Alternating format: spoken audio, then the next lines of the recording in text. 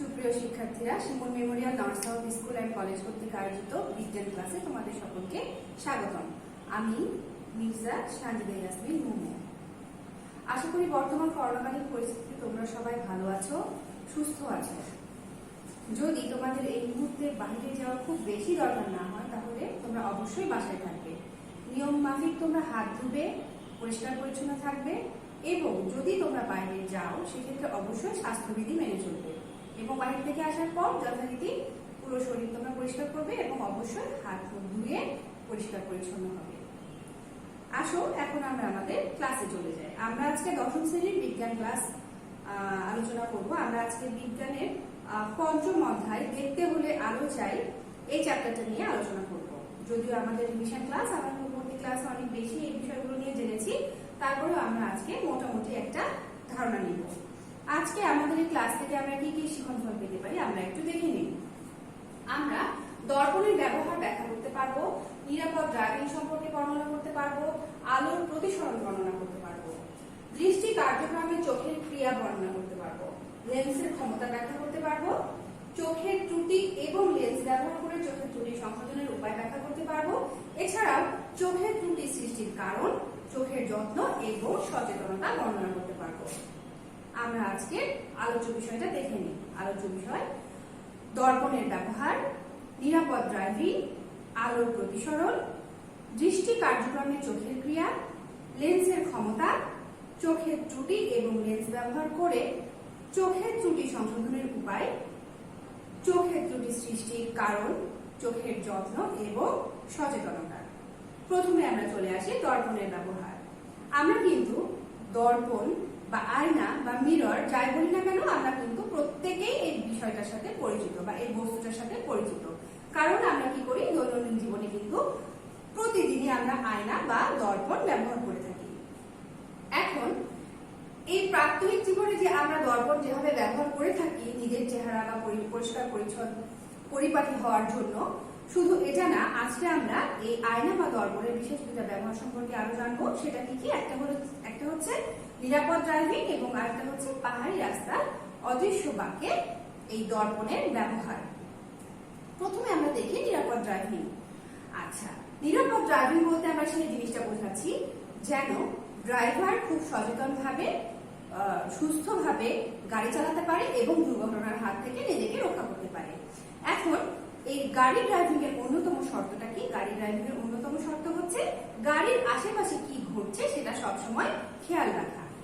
আমরা যদি একটা কারের কথা চিন্তা করি বা একটা বাসের কথা চিন্তা করি, তাহলে আমরা দেখতে পাবো কি চালকের যে আসনটা থাকে, এই আসনের ঠিক দুই পাশে দুইটা দরজার পাশে কিন্তু দুইটা আয়না থাকে, যেটাকে আমরা বলি সাইড ভিউ মিরর। এবং ঠিক মাঝ বরাবর দুই সামনের সিটের ঠিক মাঝ বরাবর আরো একটা আয়না থাকে, যেটাকে আমরা বলছি রিয়ার ভিউ মিরর। এখন এই মিরর বা দর্পণ দুটার কাজটা কি? এই কাজটা হচ্ছে, আমরা যদি এই চিত্রটা একটু লক্ষ্য করি, আমরা দেখতে পাচ্ছি এটা গাড়ির একটা সাইড ভিউ মিরর। এখন এই সাইড ভিউ মিররের পাশে অবশ্যই কি করে, ড্রাইভার অবস্থান করে। এই ড্রাইভার যদি তার সাইড ভিউ মিররে তাকায়, সে দেখতে পাচ্ছে কি তার পেছন থেকে একটা গাড়ি আসছে বা ট্রাক আসছে। তাহলে সে কি করবে? সেই ট্রাক থেকে বা সেই গাড়ি থেকে তার নিজস্ব যানবাহনটিকে সে নিরাপদে চালাতে পারবে এবং দুর্ঘটনার হাত থেকে সে কি করতে পারবে, নিজেকে রক্ষা করতে পারবে। এবং আরো একটা বিষয় হচ্ছে, যদি এই মিরর গুলো না থাকে তখন তাকে কি করতে হবে? তখন তাকে অবশ্যই ঘাড় ঘুরিয়ে কিন্তু পেছনে দেখতে হবে। সেক্ষেত্রে কি হতে পারে, সামনে থেকে যে যানবাহনটি আসছে সেটার সাথে কিন্তু চালকের কি করতে পারে, সংঘর্ষ হতে পারে। সেক্ষেত্রে কি করছে, এই গাড়ি চালানোর ক্ষেত্রে কিন্তু এই দর্পণ কি করছে, অন্যতম গুরুত্বপূর্ণ ভূমিকা পালন করছে। এখন আমরা আরেকটা বিষয় জানি, সেটা হচ্ছে কি পাহাড়ি রাস্তার অদৃশ্য বাঁক। এখন আমরা সচরাচর শহরে যে রাস্তাগুলো দেখে থাকি, সেখানে দেখতে পাই কি একদম স্ট্রেট রাস্তা বা একটু অ্যাঙ্গেল। কিন্তু যদি পাহাড়ি কোনো রাস্তা দেখতে পাই, যদি আমরা এই রাস্তাটার কথা চিন্তা করি, এটা কি একটা টার্নিং ওভার, অর্থাৎ কি একেবারে একটা বাঁকের মতো এসে দাঁড়িয়েছে।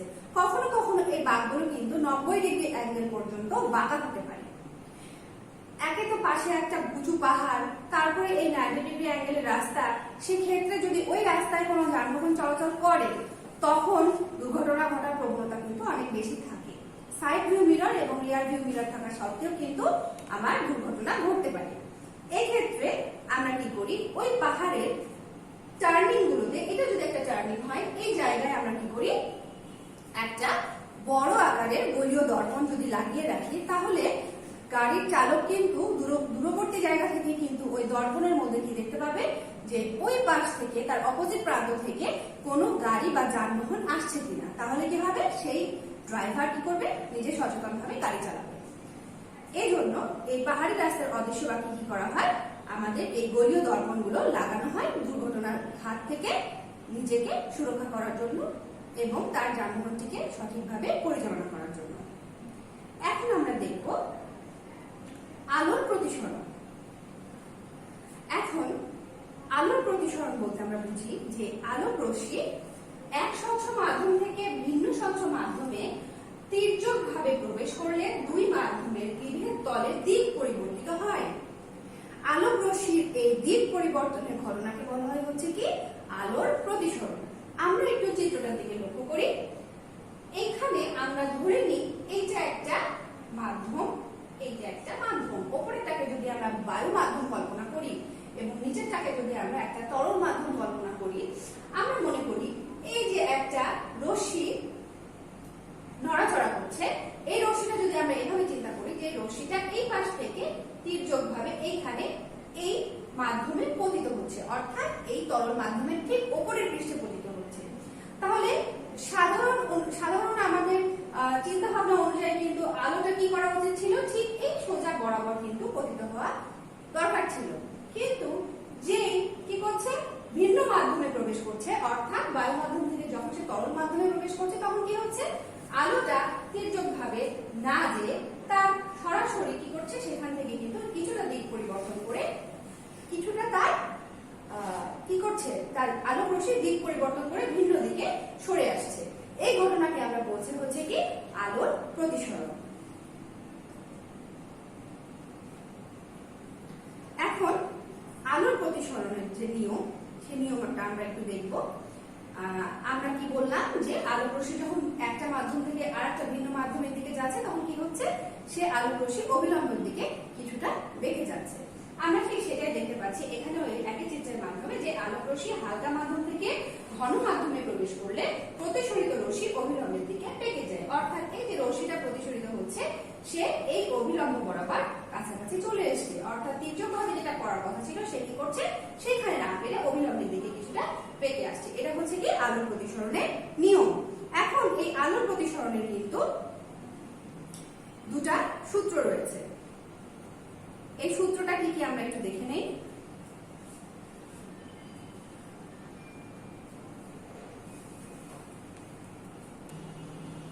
আমরা যেভাবে বললাম কি যে আলোক রশ্মি ঘন মাধ্যম থেকে হালকা মাধ্যম থেকে ঘন মাধ্যমের দিকে আপতিত হচ্ছে, তাই না? ঠিক একইভাবে কিন্তু আমরা এই চিত্রটা দিয়েও কিন্তু বুঝতে পারি। যেমন এইটাকে আমরা বলছি হচ্ছে কি আপতিত রশ্মি এবং এইটাকে প্রতিসরিত রশ্মি, অর্থাৎ অবিলম্ব থেকে কিছুটা প্রতিসরিত রশ্মি কি করছে, বেঁকে এসছে এবং এখানে কি করছে, আপতন কোণ I এবং এইখানে প্রতিসরণ কোণ R তৈরি করছে। এখন এই প্রতিসরণে আমরা বললাম কি যে দুইটা সূত্র রয়েছে, সূত্র দুটো একটু দেখে নেই। প্রথম সূত্র, আপতিত রশ্মি প্রতিসরিত রশ্মি এবং আপতন বিন্দুতে বিভেদ তলের অঙ্কিত অবিলম্ব একই সমতলে অবস্থান করে।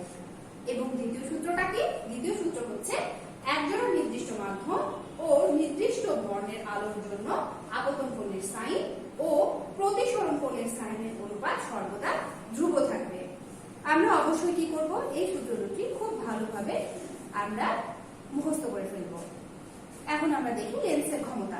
লেন্সের ক্ষমতাটা কি? লেন্সের ক্ষমতা হচ্ছে কোন লেন্সের অভিসারী বা অপসারী করার সামর্থ্য, অর্থাৎ উত্তল বা অবতল করার যে সামর্থ্য, সেটাই হচ্ছে কি লেন্সের ক্ষমতা।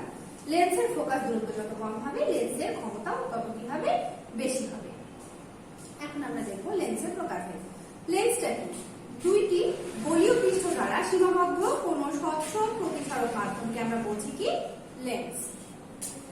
লেন্স কয় রকম হয়? দুই রকম। একটা কি উত্তল লেন্স বা অভিসারী লেন্স, আর একটা হচ্ছে অবতল লেন্স বা অপসারী লেন্স। আমরা একটু উত্তল লেন্স সম্পর্কে জানি। যে লেন্সের মধ্যভাগ পুরু এবং প্রান্তভাগ সরু, তাকে আমরা বলছি হচ্ছে কি উত্তল লেন্স। উত্তল লেন্সের উপর কি হয়, সমান্তরাল রশ্মিগুচ্ছ আপতিত বলে অভিসারী করে বলে আমরা কি করছি উত্তল লেন্সকে অভিসারী লেন্সও বলে থাকি। আমরা একটু চিত্রটা লক্ষ্য করি। আমরা বলেছি কি যে লেন্সের মধ্যভাগ পুরু, অর্থাৎ এই লেন্সের কি হচ্ছে আমরা দেখতে পাচ্ছি দুই প্রান্তটা সরু এবং মধ্যভাগটা কিন্তু পুরু। এখন কি হচ্ছে এই লেন্সের উপর যখন আলোক রশ্মি পড়ছে, এটা যদি আমরা আলোক রশ্মি মনে করি, এই আলোক রশ্মিটা যখন পড়ছে তখন কি হচ্ছে একটা নির্দিষ্ট বিন্দুতে এসে কিন্তু মিলিত হচ্ছে। এটা হচ্ছে উত্তল লেন্সের ব্যবহার। এরপরে দেখবো আমরা অবতল লেন্স। যে লেন্সের মধ্যভাগ সরু এবং প্রান্তভাগ ক্রমশ পুরু তাকে আমরা বলি হচ্ছে কি অবতল লেন্স। অবতল লেন্সে কি হয়, সমান্তরাল রশ্মিগুচ্ছ আপতিত হলে প্রতিসরণের পর নির্গত হওয়ার সময় অপসারী হয় বলে আমরা অবতল লেন্সকে অপসারী লেন্সও বলতে পারি। অর্থাৎ আমরা দেখেছিলাম উত্তল লেন্সের ক্ষেত্রে এর মধ্যভাগটা পুরু, কিন্তু আমরা এখানে দেখতে পাচ্ছি অপসারী বা অবতল লেন্সের ক্ষেত্রে এর মধ্যভাগটা সরু পাতলা এবং এর প্রান্তদ্বয় হচ্ছে কি পুরু। যখন এখানে আলোক রশ্মি এই অবতল লেন্সের উপর প্রতিফলিত হয় তখন কি হচ্ছে আলোক রশ্মিটা একটা বিন্দু থেকে চারিদিকে ছড়িয়ে পড়ছে। এইভাবে সাধারণত অবতল লেন্স কাজ করে থাকে। আমরা একটু ছবিগুলো দেখি। আমরা দেখতে পাচ্ছি কতগুলো চোখের চিত্র এবং এখানে আমরা দেখতে পাচ্ছি কিছু চোখের চিকিৎসার চিত্র। আমরা এখন দেখতে পাচ্ছি একটা মানুষের চোখ। এখন এই চোখের মধ্যে কি কি অংশগুলো আছে আসলে আমরা একটু দেখি। চোখের মধ্যে কি আছে, রেটিনা আছে, হচ্ছে কি আইরিস আছে, কর্নিয়া, পিউপিল, লেন্স, মাংসপেশি, শ্বেতমণ্ডল এবং আছে কিছু স্নায়ু বা নার্ভ। এখন আমরা দেখবো একটু চোখের গঠন। আমি কিন্তু চিত্রটা থেকেই দেখে নিয়েছি চোখের মধ্যে কি কি থাকে। এখন আমরা দেখি যে অক্ষিগোলকটা কি। অক্ষিগোলক হচ্ছে চোখের কোটরের মধ্যে অবস্থিত গোলাকার অংশকে বলা হয় হচ্ছে কি অক্ষিগোলক। এটা একটা চোখের অংশ। এরপরে দেখি শ্বেতমণ্ডল। শ্বেতমণ্ডল নামটা শুনে আমরা বুঝতে পারছি কি যে একটা সাদা শক্ত অস্বচ্ছ তন্তু দ্বারা গঠিত যে আবরণ, সেটাকে আমরা বলছি হচ্ছে কি শ্বেতমণ্ডল, যা কি করে চোখের আকৃতিটাকে ঠিক করে রাখে। এরপরে দেখছি হচ্ছে কি কর্নিয়া। কর্নিয়াটা কি, এটা শ্বেতমণ্ডলের সামনের অংশ। এরপরে আমরা দেখছি কৃষ্ণমণ্ডল। শ্বেতমণ্ডলের ভেতরের গায়ে কালো রঙের একটা আস্তরণ থাকে যাকে আমরা বলছি হচ্ছে কৃষ্ণমণ্ডল। এই কৃষ্ণমণ্ডলের জন্যই কিন্তু চোখের ভেতরে অভ্যন্তরীণ প্রতিফলন ঘটে না। তারপর আমরা দেখতে পাচ্ছি কি আইরিস। কর্নিয়ার ঠিক পেছনে অবস্থিত একটি অস্বচ্ছ পর্দাকে বলা হয় হচ্ছে আইরিস। এই আইরিসের রং কিন্তু বিভিন্ন লোকের বিভিন্ন রকম হয়ে থাকে, যেমন কালো, হালকা নীল, হালকা সবুজ, গাঢ় বাদামি, বাদামি ইত্যাদি। আইরিস কি করে, চোখের লেন্সের ওপর আলোর যে পরিমাণ সেটাকে আইরিস নিয়ন্ত্রণ করে। এরপর আমরা দেখি চোখের মণি বা তারারন্ধ্র। আইরিসের মাঝখানে কিন্তু ছোট্ট একটা ছিদ্র থাকে, একে বলা হয় হচ্ছে কি চোখের মণি বা তারারন্ধ্র। এই তারারন্ধ্রের বা তারা ছিদ্রের মধ্যে দিয়ে কিন্তু আলো কি করে চোখের অভ্যন্তরে প্রবেশ করে। এরপরে কি আছে চক্ষু লেন্স। চোখের মণির ঠিক পেছনে অবস্থিত এটি চোখের খুবই গুরুত্বপূর্ণ একটা অংশ। এই চক্ষু লেন্স কিন্তু স্বচ্ছ জৈব পদার্থ দিয়ে তৈরি। আচ্ছা, এখন আমরা দেখি রেটিনা। চোখের লেন্সের পেছনে অবস্থিত অক্ষিগোলকের ভিতরের পৃষ্ঠের যে গোলাপি রঙের ঈষদোচ্চ আলো সংবেদনশীল আবরণ থাকে সেটাকে আমরা বলছি হচ্ছে কি রেটিনা। রেটিনা কি করে, রেটিনার উপর যখন আলো পড়ে তা ওই স্নায়ুতে এক ধরনের উত্তেজনা সৃষ্টি করে, যার ফলে কিন্তু আমাদের মস্তিষ্কে কি দর্শনের অনুভূতি জাগে। এখন আমরা দেখলাম চোখের গঠন। এরপরে আমরা দেখছি কি চোখের ত্রুটি। চোখের ত্রুটি সাধারণত আমরা দুই ভাগে ভাগ করতে পারি, একটা কি রসদৃষ্টি ত্রুটি আর একটা কি ক্ষীণদৃষ্টি ত্রুটি। রসদৃষ্টি ত্রুটি যেটাকে আমরা বলছি ইংরেজিতে মায়োপিয়া। যখন চোখ কি করে কাছের কোনো বস্তুকে দেখতে পায় কিন্তু দূরের কোনো বস্তুকে দেখতে পায় না, তখন আমরা সেটাকে বলি হচ্ছে রসদৃষ্টি ত্রুটি। এই দৃষ্টি ত্রুটি কয় ধরনের হয়ে থাকে, দুইটি কারণে হয়ে থাকে। দুঃখিত, এই দৃষ্টি ত্রুটি দুইটি কারণে হয়ে থাকে। কি কি, একটা হচ্ছে চোখের লেন্সের অভিসারী শক্তি যদি বেড়ে যায়, আরেকটা কি, আরেকটা হচ্ছে কোনো কারণে অক্ষিগোলকের ব্যাসার্ধ যদি বেড়ে যায়। সেক্ষেত্রে আমাদের এই হ্রস্ব দৃষ্টি ত্রুটি বা মায়োপিয়া হতে পারে। এখন এই হ্রস্ব দৃষ্টি ত্রুটির প্রতিকারটা কি? এই ত্রুটি প্রতিকার করার জন্য আমাদেরকে অবতল লেন্সের চশমা ব্যবহার করতে হবে, যার ফলে কি হবে, এর ফোকাস দূরত্ব হ্রস্ব দৃষ্টির দীর্ঘতম দূরত্বের সমান হবে এবং এই চশমা লেন্সের অপসারী ক্রিয়া চোখের উত্তল লেন্সের অভিসারী ক্রিয়া করে থাকে, যার ফলে আমরা যদি অবতল লেন্স ব্যবহার করে থাকি তাহলে কি হবে, হ্রস্ব দৃষ্টি প্রতিকার হবে। এরপরে আমরা দেখতে পাচ্ছি দীর্ঘ দৃষ্টি ত্রুটি বা ইংরেজিতে যেটাকে আমরা বলি হাইপারমেট্রোপিয়া। সাধারণত যখন চোখ দূরের বস্তুটাকে দেখে কিন্তু কাছের বস্তুটাকে দেখতে পায় না, তখন এই ত্রুটিটাকে বলা হয় হচ্ছে কি দীর্ঘ দৃষ্টি ত্রুটি বা হাইপারমেট্রোপিয়া। সাধারণত বয়স্ক ব্যক্তিদের মধ্যে এই ত্রুটি দেখা যায়। ঠিক এই ত্রুটিও দুইটি কারণে হয়ে থাকে। আচ্ছা, চোখের লেন্সের যদি অভিসারী ক্ষমতা হ্রাস পায় তাহলে কি হবে, এই দীর্ঘ দৃষ্টি ত্রুটি হতে পারে। আর একটা কি, কোনো কারণে যদি অক্ষি গোলকের ব্যাসার্ধ কমে যায় বা হ্রাস পায় সেক্ষেত্রেও কিন্তু আমাদের এই দীর্ঘ দৃষ্টি ত্রুটি বা হাইপারমেট্রোপিয়া হতে পারে। এখন এই দীর্ঘ দৃষ্টি ত্রুটির প্রতিকারটা কি? এই দীর্ঘ দৃষ্টি ত্রুটি প্রতিকারের জন্য আমরা কি করতে পারি, আমরা উত্তল লেন্সের চশমা ব্যবহার করতে পারি। এখন আমরা দেখব চোখ ভালো রাখার উপায়। সাধারণত আমরা যখন ঘুমিয়ে থাকি, ঘুম থেকে ওঠা পরবর্তী সময় কিন্তু আমরা সারাদিনই চোখের কাজটা করে থাকি। কিভাবে আমরা দেখছি, আমরা পড়াশোনা করছি, প্রত্যেকটা ক্ষেত্রে কিন্তু আমরা আমাদের চোখটাকে কাজে লাগিয়ে থাকি। তাহলে এই চোখ যেহেতু সারাদিন এত অ্যাক্টিভ থাকে, এই চোখের সঠিক পুষ্টি কিন্তু চোখের জন্য সঠিক পুষ্টি গ্রহণ কিন্তু অত্যন্ত দরকার। এক্ষেত্রে আমি কি করতে পারি, ভিটামিন এ, ভিটামিন সি এবং ই সমৃদ্ধ খাবার, এছাড়া আমরা ফ্যাটি অ্যাসিড যুক্ত খাবার খেলে চোখ আমরা ভালো রাখতে পারি। সারাদিন পরিশ্রমের পর যখন চোখ ক্লান্ত হয়ে পড়ে, এরপরে কি করতে হবে, অবশ্যই আমাদের নির্ধারিত সময়ের মধ্যে আমাদের ঘুমটাকে নিশ্চিত করতে হবে। ধূমপান, ধূমপান কিন্তু স্বাস্থ্যের জন্য ক্ষতিকর, আমরা সকলেই জানি, কিন্তু ধূমপান কিন্তু চোখের জন্য অনেক বেশি ক্ষতিকর। তাই কি করতে হবে, ধূমপান থেকে বিরত থাকতে হবে। এছাড়া প্রখর রোদে যখন আমরা বাইরে বের হই তখন কিন্তু ওই রোদের তীব্র আলোটা কিন্তু অতি বেগুনি রশ্মি নির্গত করে, যেটা আমাদের চোখের জন্য ক্ষতিকর। এই জন্য কি করতে হবে, অবশ্যই আমাদের রোদে বের হলে সানগ্লাস ব্যবহার করতে হবে। এছাড়া আমরা যদি কখনো কোনো কেমিক্যাল দিয়ে কাজ করি, আমরা কি করবো, অবশ্যই হাতটা ভালোভাবে পরিষ্কার করে দেবো। কখনোই সরাসরি ওই হাতটা আমরা আমাদের চোখে লাগাবো না। আবছা বা অপর্যাপ্ত আলো কিন্তু আমাদের চোখের জন্য ক্ষতিকর। এজন্য কি করতে হবে, আমরা যে কক্ষে বসে পড়াশোনা করব, যে কক্ষে বসে কাজ করব, সেখানে কিন্তু আমাদের কি করতে হবে, পর্যাপ্ত আলোর ব্যবস্থা থাকতে হবে। এছাড়াও আমরা বর্তমানে কি করছি, কম্পিউটারের ব্যবহারটা অনেক বেশি বেড়ে গেছে এবং মোবাইল ফোন, তাই না? এখন কি করতে হবে, এই জন্য আমাদের সঠিক আলোটা নিশ্চিত করতে হবে এবং এই রশ্মি বা এই দীর্ঘক্ষণ কম্পিউটার বা মোবাইল ফোনের সামনে যখন আমরা বসে থাকি তখন কি হয়, এটা কিন্তু এই রশ্মিটা চোখের জন্য ক্ষতি করে। এই ক্ষতি থেকে চোখকে রক্ষা করতে হলে আমাদের কি করতে হবে, নির্দিষ্ট দূরত্ব থেকে কম্পিউটার ব্যবহার করতে হবে। এখন আমরা দেখতে পাচ্ছি কিছু ফলমূলের চিত্র। আমরা যদি এই ধরনের ফলমূল গ্রহণ করি, এখান থেকে আমরা কি করতে পারি, আমরা আমাদের ভিটামিনের চাহিদাটা গ্রহণ করতে পারি এবং যেটা আমাদের শরীরকে সুস্থ রাখার পাশাপাশি কি করবে, আমাদের চোখের জন্য গুরুত্বপূর্ণ ভূমিকা পালন করবে। আর এই ছিল আমাদের আজকের পড়াশোনা। এখন আমরা দেখি আমরা এখান থেকে কি কি মূল্যায়ন পেতে পারি। স্বাভাবিক চোখে স্পষ্ট দৃষ্টির ন্যূনতম দূরত্ব কত? হ্রস্ব দৃষ্টি ত্রুটি দূর করার জন্য আমরা কোন লেন্সের চশমা ব্যবহার করব?